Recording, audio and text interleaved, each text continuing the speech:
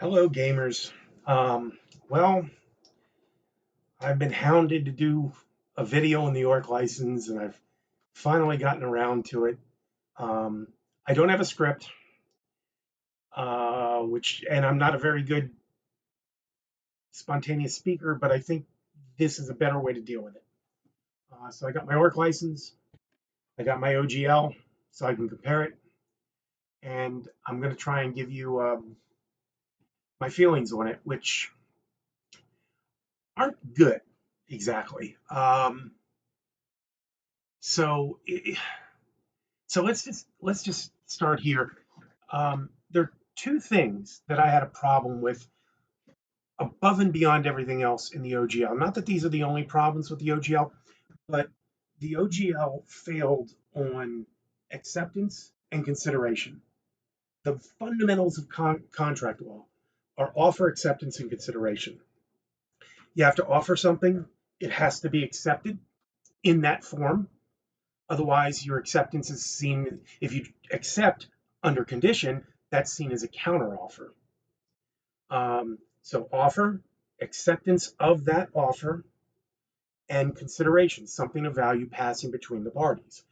At least in 1996, my contracts professor, Professor Rick Hassan, Rickhasen on Twitter, I think, he said in 1996, maybe he was lying to me, or 97, maybe he was lying to me, but he said of all the ABA approved schools in the country, only one class is required of every single one of those schools, and it's contract law. And he said this, of course, in contract law class. And that is the very basis of contract law. That's what you learn on the first day. Okay. Offer, acceptance, consideration. First week anyway, because there's a lot of twists and turns. And this failed on two of those: acceptance, the OGL failed on two of them: acceptance and consideration. And that was my major concern. I still had other nitpicks, but those two things caused this, each by itself caused this not to be a real license. Okay. Um, and if you look at my post on my blog, the problem with patents, the OGL and the problem with patents, you can see that in theory, the OGL could be a decent license with actual consideration. Still would have a problem with acceptance, but the consideration might be valid. But then you've given away the farm on any patents you own, and that's stupid. So yeah, no reason to use that at all. So with that in mind, with my major criticisms, my major concerns there, I want to go over to the ORC license and tell you why I want to analyze this with respect to those concerns, because those are the major concerns. So let's first look at let's um, let's look at license material. So this is section 1E, and this is telling you what material is actually being licensed for use. Okay, and it says two things: number one, number two. I want to talk about number two first, because this pisses me off. This just infuriates me. So I just did my last video was on offer and acceptance. I'm sorry, was on the dichotomy of idea and expression. Okay, and sort of it would be good to read that, to listen to that, because I wrote that knowing where I was headed with this. But sort of TLDR or TLDW, um, you can't copyright an idea. You can and a game rule is an idea as far as copyright law is concerned. You can copyright the your particular expression of that idea. Okay, so that means how you write it can, in theory, be copyrightable, but what it is you're writing can't be. I have to, as a member of the public, I have to be able to express your game rule. Okay, because your game rule is just an idea, but I don't have to express it in the way that you did, in the exact way you did, or in a way that's substantially similar to the way you did. So I'm not allowed to do that. but I can always express it in my own words. Um, so, reasonably necessary. So number two says, oh, and let's take an example. Let's, sorry, like I said, this is going to be a little choppy because I got a lot in my brain. So let's give an example of a sentence I'm going to use, and I'm going to discuss idea versus expression with this example. This sentence is not a copyrightable sentence, and I hope you'll see why as I go through it. The cow jumped over the dog. Okay? Not a copyrightable sentence by itself. Now, let's just pretend that it is. Okay? So I've got a concept uh, of a cow jumping over a dog, and you all, as ridiculous as that is, you can all kind of see that right now. You're like, man, he almost crushed the dog, right? So you're jumping, cow is jumping over the dog. You see that. Now I said it that way. The cow jumps over the dog. So by assumption, I've got a copyright in that. But you have to be able to express it. So how are you going to express that idea? Well, you're going to say the bovine jumped over the dog. Or you're going to say the bovine jumped over the canine. Or you're going to say the cow jumped over the canine. Now we got 4 different ways to say that. Okay. Now, bovine doesn't quite work as a synonym for cow because cow is very specifically a a female bovine.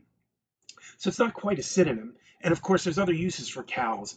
I believe pinnipeds are cows. Female pinnipeds are cows. Seals and such. But whatever. The point is, let's just pretend cow and bovine are synonyms. Canine and dog are synonyms because anything under canis is considered a true dog. If I know my genetics, my taxonomy.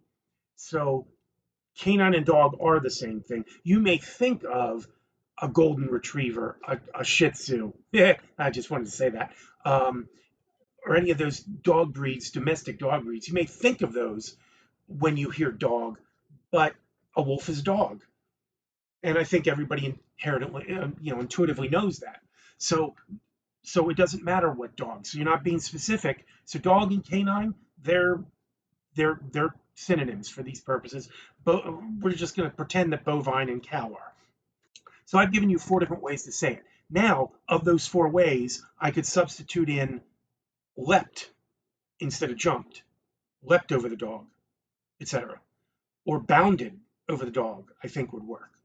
So now we've got 12 different ways of saying it. Okay. So if I copyright cow jumped over the dog, you have to have a choice. You have to have other choices. Okay. When I first said the sentence, I had to have a choice. I had to be able to say all 12 of those different things and be able to communicate that from among those choices. And I specifically chose one of them. The cow jumped over the dog. And that is the only reason I have copyright in that phrase, because I had a choice of multiple ways to say it. And I chose only one way to say it. That way. I chose one. I didn't have to choose that one. I could have chosen any of these, but I chose that one. Choice is critical to copyright. You won't see that in a Supreme Court decision, but that's in plain English how it works. On the other side of the coin, I can't copyright the word spoon. Why not? Because how can you communicate spoon? If I own the word spoon, what do you call this thing that you've got? Okay, a mini ladle. Okay, fine. Now you copyright mini ladle. What are the other 8 billion of us going to use? Okay, and I think you can now see why the cow jumped over the dog isn't protectable, because I identified only 12 ways to say it, and and that means only 12 of us can get copyrights. And let's face it, every single one of those ways I said it, every single one of those options I gave you, bovine, canine, leapt, bounded, they're all substantially similar to one another. So if I own Cow Jumps Over the Dog, I own all 12 of them, really. So none of you 8 billion people can use it, or at least let's say 330 million Americans, subject to American copyright law. None of you can say that phrase. None of you can communicate that idea. And that's why that expression cannot possibly result in copyright. Okay? So I guess I just recreated my prior video. Whatever. So let's get back to the ORC license here. And let's look at this phrase they use. Licensed material means, number 2, those expressions reasonably necessary to convey functional ideas and methods of operation of a game that are contained in a work that are comprised of systems, procedures, processes, methods, routines, and then a bunch of other things. This is similar to how open game content was described, but open game content was much simpler. They say game mechanic and includes methods, procedures, processes, and routines. That's all they say. 4 things. They go through a lot. Okay, so this is a little more substantial, which is great. Nothing wrong with that. But remember what I criticized here. I criticized methods, procedures, processes, and routines. Those terms are terms of the art in both the Patent Act and the Copyright Act. I think they're in the Patent Act. They're definitely in the Copyright Act. As things that can be, but they're definitely terms of the art in patent practice. Those are things that can be patented, but they can't be copyrighted. The Patent Act or patent practice says these are the things that can be patented. The Copyright Act says these are the things that can't be copyrighted. They actually use those terms, right? And my big hang up over that was it's so simple to fix that. All you have to do is add 2 words, well, I guess 3 words to that sentence to fix that problem. The expression of the methods, procedures, processes, and routines, because a specific expression is at least theoretically copyrightable. Now, if the expression is as simple as the cow jumped over the dog, it won't be. But if you got like 4 or 5 paragraphs of text, okay, clearly that could be copyrightable, that particular expression, right? So that's all they had to do. So what does ORC license come along and do? They come along and say those expressions reasonably necessary to convey functional ideas and methods of operation, etc., etc. Okay, so far, all great, except for that phrase, reasonably necessary. If something is necessary to convey an idea, for all the reasons I just talked about, it can't be copyrighted because it's necessary. I can't say spoon without saying spoon. Okay, now maybe I could if I say mini ladle, but again, spoon, mini ladle, bold fork. I mean, there are only so many ways I can say that before we all run out, and we've got 8 billion people that need to say it. So short phrases and even though it takes, as we like to say, a modicum of creativity to get a copyright, a tiny amount of creativity, it takes a hell of a lot of text to even give rise to a modicum of creativity. You need sufficiently complex text to actually be creative. Because let's face it, how creative is it to say a dog jumped over a cat, a cow jumped over a dog?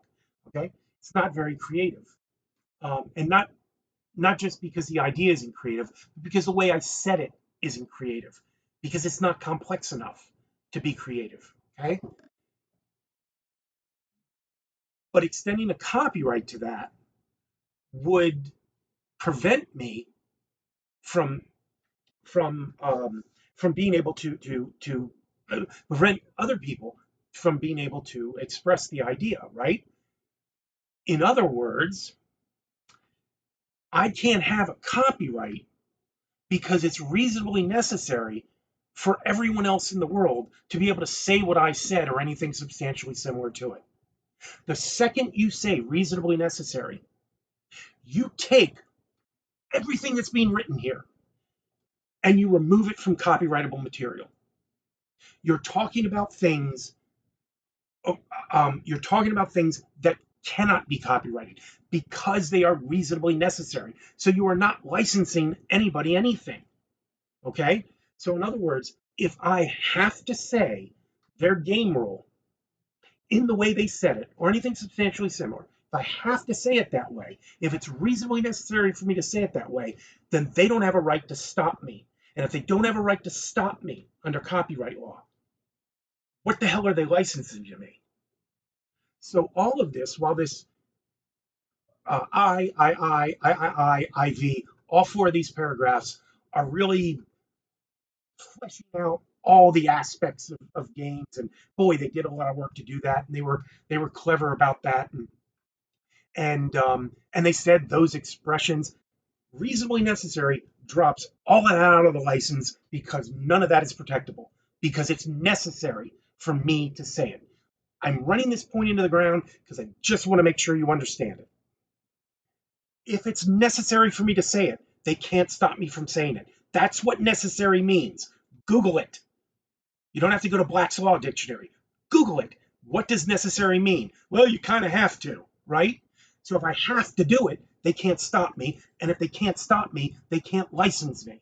So that entire thing is BS. So why did they do it? Why did they put that in there? Because here's the thing, reasonably necessary is not a term of the art in the Copyright Act. There was nothing in the Copyright Act or copyright practice that made them add that. And what I'm really worried about is necessary, right? So I'll focus on that. There was nothing to prompt them to use that word. I didn't criticize. I never mentioned it. I know these guys read my posts. I know they did because my my blog is lucky to see 100 hits per day, at least in terms of the ones that are registered. But but but I got tens of thousands of posts. It was all over EN World. A lot of people insulting me stupidly. Um, all over EN World, all over the web. Everybody read my posts. Everybody knows my posts. And I've had Cory Doctorow. I don't even know who that guy is, but he's apparently important to you nerds. And he read it and posted it. And I just got more hits than I really wanted. I didn't want to be that famous. Um, but you know they read this. You know they know you know that they read what I wrote, and they said we need to write a phrase in here. We need to put expressions of these things in there. So we're going to do that. But why did they put in necessary then? And here's the reason. Because they know you read my posts. You watched my videos. They know that that's a major issue with consideration. So they wanted to use that phrase expressions, but at the same time, they didn't want to license you anything, at least not with that phrase. Now, I'm going to jump ahead a little bit. Number one's not bad, okay, but it has a problem. But number one's not bad. So I don't think it's as devious as I'm making it sound. What I'm saying is that they wanted to use that phrase expressions just to BS you, to make sure you realize, hey, we're trying to create a real license. But then they went out of their way to use a phrase without anything to prompt them to do so, other than an unwillingness to license anything, and they stuck it in there to wipe it all out of the contract so it doesn't matter. Okay. Now, the reason I think they did that is because if you take reasonably necessary out of there, you run the risk, um, not much of a risk, because there is this reserved material phrase, which we'll go over shortly, but you run the risk of licensing far too much. And they're under no obligation to license you everything. Okay? If you create a book, well, let's say they create a book, because let's face it, this is about what they want to do too. You can use this license for your material, um, but they're going to use it for theirs, so this is their concern. If they create a Pathfinder book, a rule book for, their equivalent of Complete Arcane from 3 5 days or something. I don't know. I don't play Pathfinder, so I'm a little lost here on that. But if they create that book, um, they don't want to license everything. They just want to license a part of it. And if they say those expressions that convey functional ideas, methods, operations, and games, blah blah blah blah blah, um, and I mean that they've just given away everything. You know, um, they gave away everything except they've got this qualification down here that says the term licensed material shall in no event include reserved material, if third party reserved material, um, excludes reserved material except as expressly designated. So they have a caveat here that makes sure that they don't actually give away the whole farm, yet they still stuck reasonably necessary in there. Probably because they were worried it might be interpreted to give away the whole farm, to give away all the material. Um, but really, I just think number two, all of it, is really just about adding in expressions, the word expressions, because the only thing it does is it gives you a warm and fuzzy feeling that they're actually trying to license something that they have the ability to license. They just ruin it with reasonably necessary, and they know you're not going to pick up on that. But I did. Okay, so that's all BS. Um, but then, they say something else that I said they should have said, and they say it. And this is good. This is a good part. They say licensed material means, number one, any material contained in a work that would otherwise constitute reserved material. Well, reserved material is, I'll just be brief here. My God, it's already been 22 minutes. I haven't said anything yet. Well, I've just barely said anything. Reserved material is stuff that we can stop you from using, but we're actually intending to license to you. So this is the actual license here. Any material contained in a work that would otherwise constitute reserved material. Okay? And then they define reserved material as trademarks, trade dress, creative expressions. So what they're saying is they create this complete arcane equivalent. And then they create a PDF that includes material from it, right? Sort of like an SRD. Okay? But here's the thing. This this I mean, I'm kind of beating the dead horse here, but the OGL doesn't properly define, doesn't even mention an SRD. And the only thing it says is a quote, clear statement of what's included. And a clear statement can be a press conference. And since it's a separate document, that material can change. And because it can change, it's as I said elsewhere, it's like a lease where the rules and regulations are a separate document. Why are they a separate document? Why aren't they at least incorporated by reference? Because they know they can change, and you have to be subject to them as they change. So the contents of the SRD can change. Any clear statement can change it, right? So it's not really licensing anything, but they do a little bit better of a job here. And they say that in multiple places they say they reference an actual work. Okay, let's look at the definition of work. Means that where a licensor applies notice substantially in the form described, whatever, for products containing a single playable game, the entire product shall constitute the work, and for products containing sections related to multiple interoperable games, such as magazine featured sections, the entire portion of the product related. So they're talking about the actual game itself. They're being very, they could do a little bit better here, but because it still opens a door to things that are communicated orally, but I'm not worried about that at all. They're talking about your physical work, okay? And they're saying that work, whatever it is, that this license will be attached to, contains material that they could protect, but they don't. So that's what they're saying, and that's a good thing. But then they pull some shit again. And this doesn't kill the license, but good Lord, it pisses me off. And it should piss you off too. Reserved material means trademarks, trade dress, and creative expressions that are not essential to, okay, they're not necessary, which means they are protectable. Um, the ideas, methods of operation of a game system, including works of visual art, music, and sound design. I'm skipping a few words here. And clearly expressed and sufficiently delineated characters, character organizations, dialogue settings, locations, worlds, plots, storylines. Okay, those things are copyrightable, including proper nouns and the adjective names and titles derived from proper nouns. So they're saying reserved material includes proper nouns.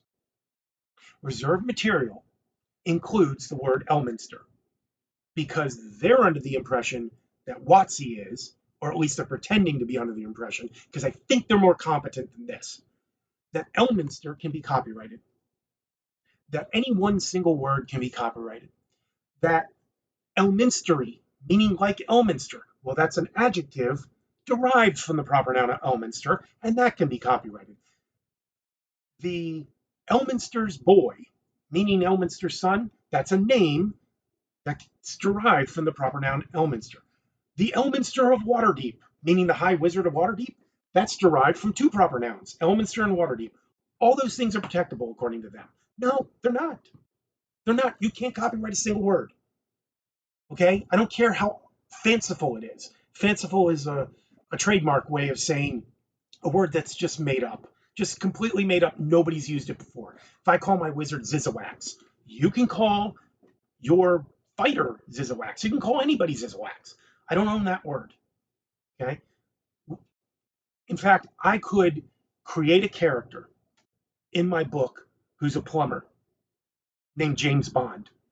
And I could say, I could even make a joke about it and say, hi, I'm your plumber, ma'am, James Bond. I'm not that James Bond. I know, I get it. I can even make a joke from the fact the guy always has to talk about, mention that he's not the James Bond. I can even reference the character of James Bond that way. That's fine because I'm not using the character of James Bond. I'm just using those two words, and those two words are not copyrightable. James Bond as a character is, but James Bond is more than just two words. He drinks martinis, shaken, not stirred. He's an MI6 agent. He's a specific branch of the MI6, one with a license to kill. I mean, you get all these details, and it's a fuzzy line, but eventually all these details cross you over into a copyrightable character. Okay? So characters can be copyrightable, but their names can't, because no one word can be copyrightable, especially not if one of them is John. For God's sakes. Boy, I hope my cousin John is watching this, because when I say John, I'm not referring to him, I'm referring to John and his dental practices, and he knows what I mean. But the fact that they're trying to protect proper nouns, it's just like trying to protect Mind Flayer, Beholder. It's all bullshit. It's all bullshit. And in the case of WotC, I'm not going to make this accusation against Pathfinder, against Paizo, because I don't play Pathfinder. I don't know what they're up to exactly, other than to do what they did with 4E and try and capitalize on gamer angst. That's what they're doing here. But I don't want to accuse them of this, but when WotC did that and said you can't say Beholder, you can't say Mind Flayer, you can't say Slod or Slotty. Sorry, I get a smug satisfaction out of knowing that the plural of slod is slotty, not slods. When you can't, oh, there they are. When you can't say nine hells of Bator, gray wastes of Hades. Hades? Clockwork Nirvana. When you can't say these things, these short phrases, these single words, Faerun, I can't say Faerun. Look at this. Faerun, Faerun, Faerun, Faerun, Faerun. Sue me. Let's see what happens in court. When you say that you can't use these words, a culture developed in the gaming community. And that culture was to say, oh, well, I don't want to get in trouble, so I'm not going to use Warforged, which I think is in here, but I don't see it. So maybe it isn't. Um, but I don't want to say Warforged because I'll get in trouble. So what I'll do is I'll call them Forgeborn, but then I'll describe them in great detail exactly as they're described. Well, I don't think you can get, this is just an opinion, don't take it to heart, but I don't think you can get a copyright in a species like that. But but you can get a copyright in storylines and cities and stuff. So it's a great line. The point is, let's assume that you can get a copyright in Warforged in as characters, which is silly because it's a species. But let's just assume that. If that's the case, then by encouraging you to say Forgeborn, but still copy all the copyrightable material, they've got you in a trap, don't they? If you violate this OGL, then they're gonna tag you for the Forgeborn thing. So even though this is BS, if you ever go against them and say Illithid, Mind Flayer, Gizare, Githyanki, Displacer Beast, even though you can say all of those things, if you ever do, they'll sue you. And they won't sue you for those because they know they'll get laughed out of court. They'll sue you for what you did with Forgeborn. And that's the culture they've created by telling you you can't use those words. That's very damaging, not only to creativity, because you should be able to say words, um, but it's damaging to copyright law that people are so have such a misunderstanding of copyright law and what exactly can be protected. They're encouraging you to infringe so that they can trap you. I don't know that that's what they're doing, and I legitimately mean that. I have no idea if that's what they're doing. Um, but within the context of that, that gives me a little concern because they know about that.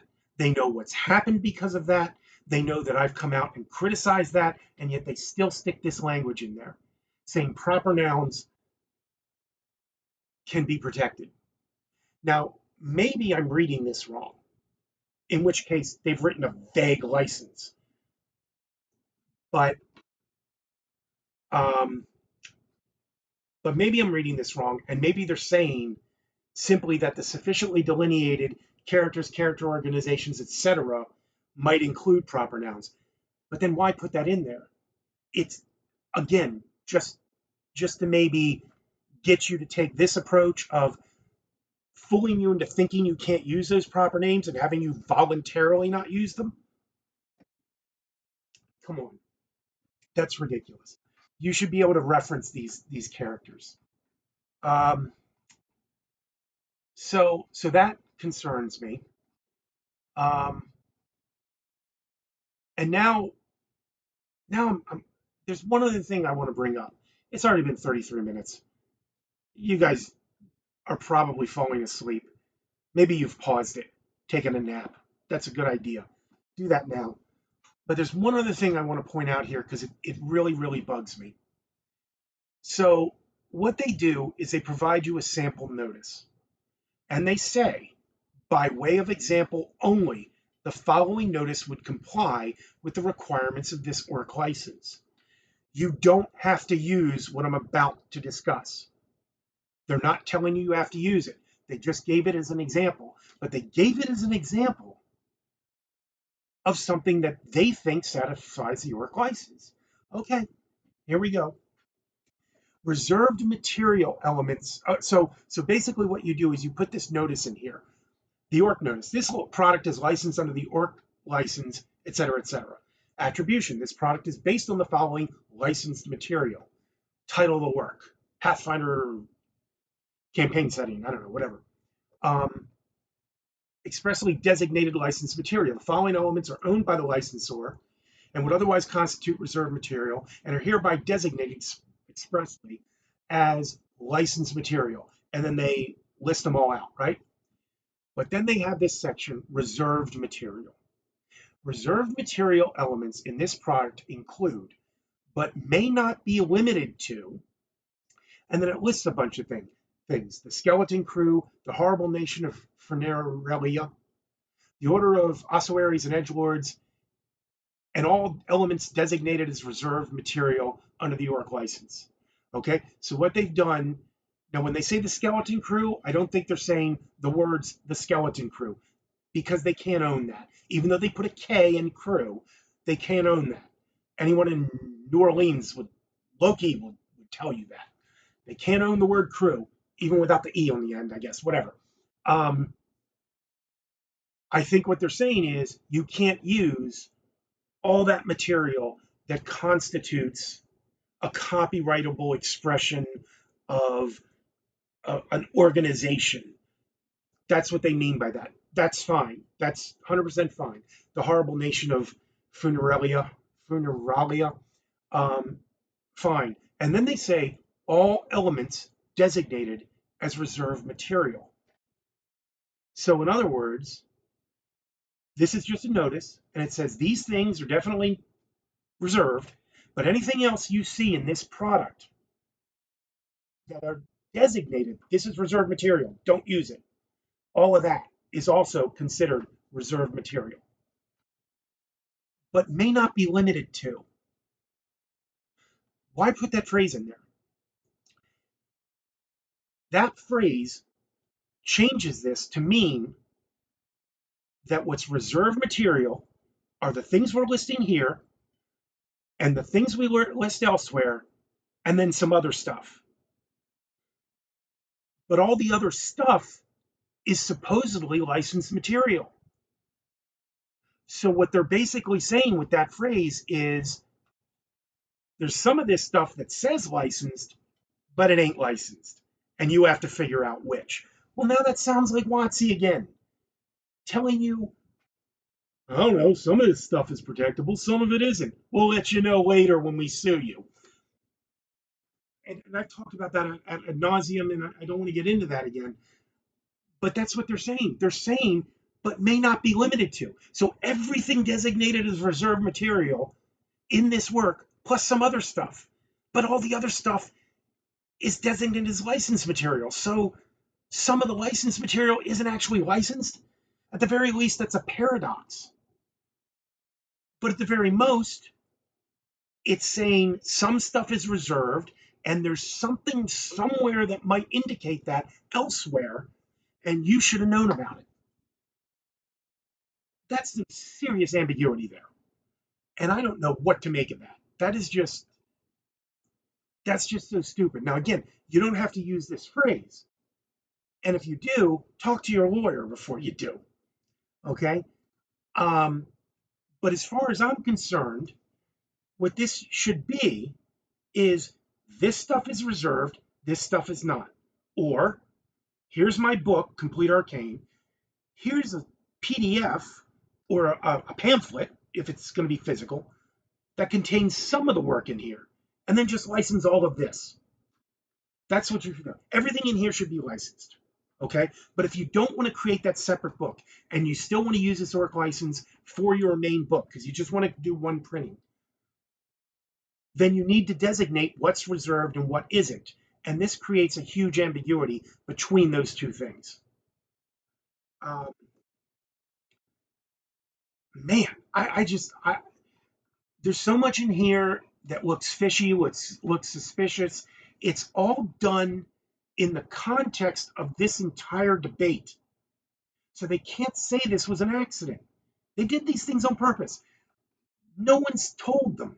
Neither copyright law, nor me, nor any other commentator said, hey, necessary is a keyword in the copyright law. No, it isn't. It just means what it means in English, and they didn't have to put that in there, and they did so, unprompted. Nothing encouraged them to do it. They just did it. That had to be intentional. Proper nouns. Come on. At the very least, they're trying to fool you into thinking that they're trying to license proper nouns and that they own proper nouns. Okay? But maybe they think they own it. I can't believe they think that. They're either trying to fool you but they're trying to fool you, but they're trying to fool you without actually saying it. Maybe. But my interpretation is they are saying it. But you might read that as, no, those are just part of the other stuff and therefore they're just implying that we can't say it and hoping we'll take the bait.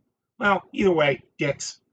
Um, and then just just just suggesting language that they say comports with the ARC that completely confuses what's reserved material and what isn't. And this is, I believe, the final copy. I think I'm looking at the final copy here. So that's 40 minutes and 33 seconds so far. I think I've said enough. I'm going to end it at that. I hope you watch this at least 1.5 times speed, and maybe took breaks in between, because that had to have been boring. And I rehashed the OGL. I rehashed my last video. I forgot to mention the merger doctrine, but that's probably a good idea. Just read my post on the merger doctrine. I'm going to leave it at that. And it's not all bad. I mean, in the end, licensed material does include licensed material. Number one is doing what I said they should do. Just create a document that's contemplated by a specific document that's contemplated by the license itself, and say this is stuff that we think we own, and we are licensing it to you 100%. Just make that clear. And okay, but there's still another huge problem, and I'm going to tell you what it is very briefly, because I'm going to do another video on it, because I definitely have spoken enough. What this is essentially is a shrink wrap license, and specifically, as difficult as it has been, as unsettled as it is, applying shrink wrap licenses to software, as suspicious as they can be, depending on the facts, I don't think a shrink wrap license really can apply to an RPG. So that's going to be what I talk about next. However, if you have any other questions, I know at least a couple of people said, I really hope you discuss X. And I tried looking for their tweets or other social media posts, trying to figure out what they were saying, trying to find out, trying to remember what they wanted. I don't know if I covered what they wanted. If you're out there, you want to know, just hit me up on social media, and I'll be happy to discuss it. Maybe in the next video. I want the next video to be shorter, so maybe I'll just push it off to a third video. But if you have anything else that bothers you about this, or of course, if you have responses to what I'm talking about here, just let me know. But I don't like a lot of this language, but ultimately, shrink wrap licenses aside, ultimately, I think at least they've got the consideration issue dealt with. The shrink wrap license goes towards acceptance, and I'll discuss that in a separate video. Okay, so for now, I would just, I'm not giving you legal advice. Do whatever you want to do, but please talk to a lawyer first. This still concerns me greatly. Okay, but in the meantime, happy gaming, everybody. Back to my 1E database, which is coming along so nicely. And have a good evening, everybody.